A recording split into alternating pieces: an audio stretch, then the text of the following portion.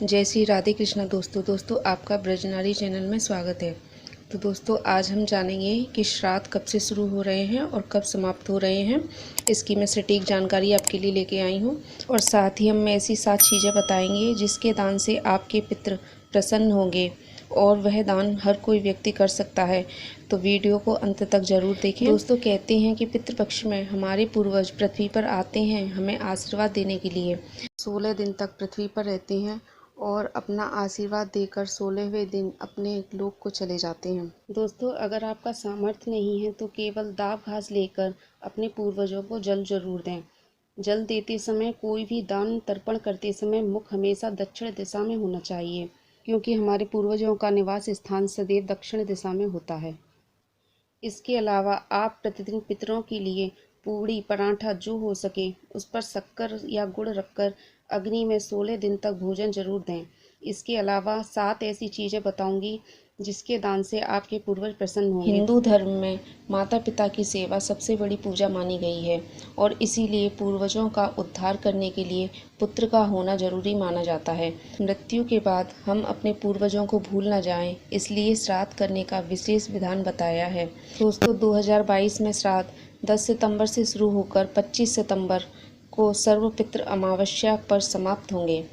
ज्योतिषियों का कहना है पितृपक्ष में ऐसा संयोग 12 साल बाद आया है, क्योंकि इस साल श्राद्ध पक्ष 15 दिन की बजाय 16 दिन के रहने वाले हैं। तो ऐसे शुभ संयोग में हम क्या दान करें कि जिससे हमारे पितरों का आशीर्वाद हम पर बना रहे और वह प्रसन्न हों। दोस्तों हिंदू धर्म में पितृपक्ष का काफ़ी महत्व है। पितृपक्ष जिन्हें हम कनागत भी कहते हैं, पितृपक्ष में पितरों की मुक्ति के लिए कुछ कार्य किए जाते हैं और पूर्वज को ये बताने का तरीका है कि वो भी हमारे परिवार का हिस्सा हैं। पितृपक्ष में पूर्वजों का आशीर्वाद लिया जाता है और गलतियों की क्षमा मांगी जाती है। दोस्तों पितृपक्ष में श्राद्ध व तर्पण करने से हमारे सभी पूर्वज प्रसन्न होते हैं और आशीर्वाद प्रदान करते हैं। दोस्तों पितरों की शांति के लिए श्राद्ध में दान करना जरूरी है। इन दिनों में आप कुछ खास चीज़ें हैं जिनका दान कर सकते हैं। तो आज मैं बताती हूँ आपको कि कौन सी ऐसी 7 चीज़ें हैं जिनका दान हमें पितृपक्ष में ज़रूर करना चाहिए। तो दोस्तों सबसे पहली चीज़ है तिल। माना जाता है कि श्राद्ध के दौरान पितरों के तर्पण के निमित्त किसी भी चीज़ का दान करते समय हाथ में काले तिल को लेकर दान करना चाहिए। श्राद्ध में काले तिल का दान बहुत अच्छा माना जाता है।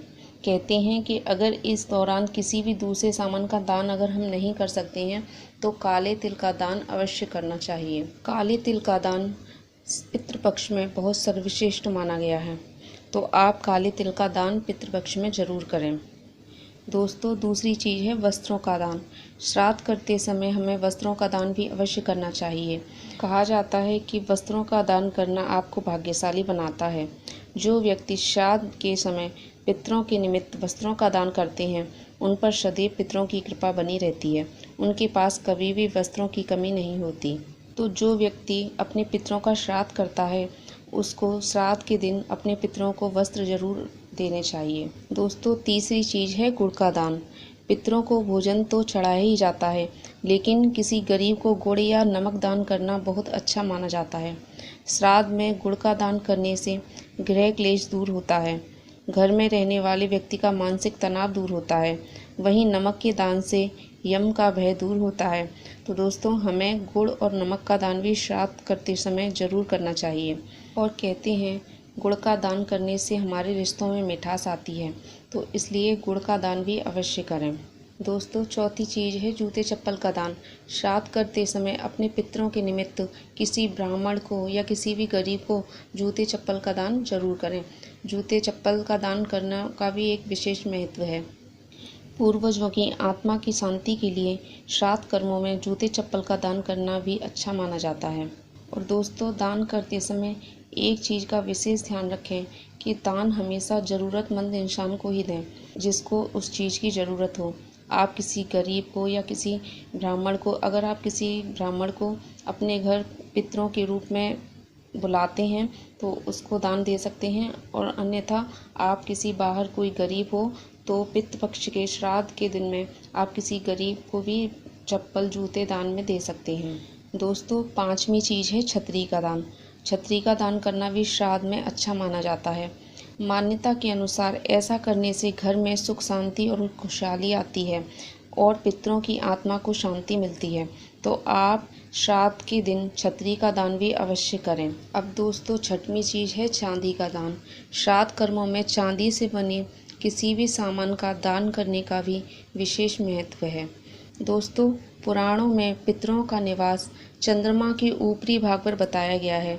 वहीं चांदी का संबंध चंद्र ग्रह से भी होता है। ऐसे में श्राद्ध के दिन चांदी, चावल, दूध का दान करने से पितृ प्रसन्न होते हैं और आप पर हमेशा कृपा बनी रहती है। तो आप पितृ पक्ष के समय चांदी का दान भी अवश्य करें। जैसी आपकी संभव हो उस हिसाब से चांदी का दान जरूर करना चाहिए। दोस्तों, चांदी का दान करने से मन को शांति मिलती है और हमारा चंद्र ग्रह भी मजबूत होता है। तो हमें चांदी का दान भी जरूर करना चाहिए। अब दोस्तों, सातवीं चीज़ है भूदान। शास्त्रों में भूदान को सर्वोत्तम माना गया है। कहते हैं कि श्राद्ध के समय जो व्यक्ति भूदान करता है उसके पितरों की आत्मा को शांति मिलती है। ऐसे में अगर आप सामर्थ्यवान हैं तो भूदान भी अवश्य करें। ऐसे समय में भूदान करने से आप धनवान भी बन जाएंगे और आप पर पितरों की कृपा भी बनी रहेगी। दोस्तों, पितृपक्ष में हमें कुछ सावधानियां हैं वो भी बरतनी चाहिए। दोस्तों, किसी का भी जो आपके पूर्वज हैं उनका श्राद्ध पड़ता है उससे पहले हमें कुछ कार्य हैं जो नहीं करने चाहिए। जैसे कि हमें सर नहीं धोना चाहिए। आपके घर में कोई महिलाएं हैं या पुरुष हैं, महिलाओं को सिर नहीं धोना चाहिए, पुरुषों को बाल नहीं बनवाने चाहिए। जैसे जिस किसी के माता पिता नहीं हैं उनको तो खास करके ऐसे काम नहीं करने चाहिए। आप के माता पिता का जैसे श्राद्ध हो जाए उसके बाद में आप बाल बनवा सकते हैं, उससे पहले आप ये कार्य न करें, इससे पितृदोष लगता है। और साथ ही ये जब जिस तिथि को आपके माता पिता का या आपके पूर्वज का श्राद्ध है उस दिन श्राद्ध से पहले कपड़े वगैरह भी नहीं धोते हैं। कहते हैं कि कपड़ों का पानी नाली में जाता है और जिससे हमारे पितृ रुष्ट होते हैं।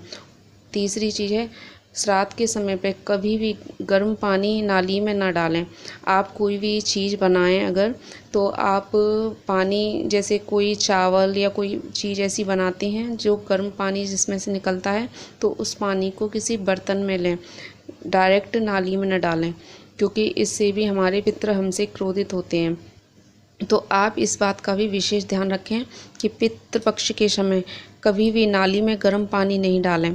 दोस्तों, एक गलती हमसे अक्सर हो जाती है कि हम पितृपक्ष के समय नाखून वगैरह भी काट लेते हैं।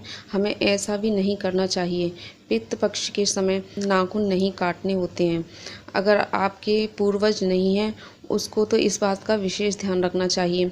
अगर आप इन कार्यों को करेंगे तो आपको पितृदोष लग सकता है। और दोस्तों, कहते हैं जिसको पितृदोष लगता है वह अपना जीवन कभी सुख शांति से व्यतीत नहीं कर सकता। पितृदोष वाला व्यक्ति हमेशा तनाव में, चिंता में और आर्थिक परिस्थितियों से जूझता रहता है। तो आप इन गलतियों को भूलकर भी ना करें। दोस्तों, आपको जानकारी कैसी लगी कमेंट में ज़रूर बताएं। वीडियो पसंद आई हो तो लाइक करें, शेयर करें और अगर आपने अभी तक ब्रजनारी चैनल सब्सक्राइब नहीं किया है तो सब्सक्राइब कर लें, जिससे कि आने वाली वीडियो की नोटिफिकेशन आपको समय से मिल जाए। साथ ही बेल आइकन को प्रेस करें और वीडियो में अंत तक बने रहने के लिए धन्यवाद। जय श्री राधे कृष्ण।